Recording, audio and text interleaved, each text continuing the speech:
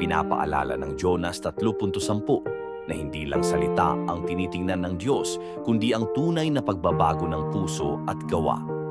Nang talikuran ng Nineve ang kanilang kasamaan, pinalitan ng Diyos ang hatol ng awa.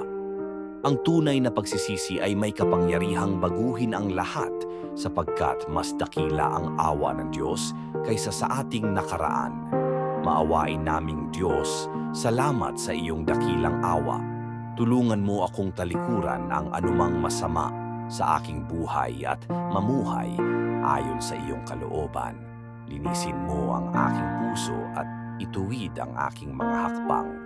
Naway lagi kong alalahanin na ang iyong awa ay handang ibigay sa pusong nagsisisi.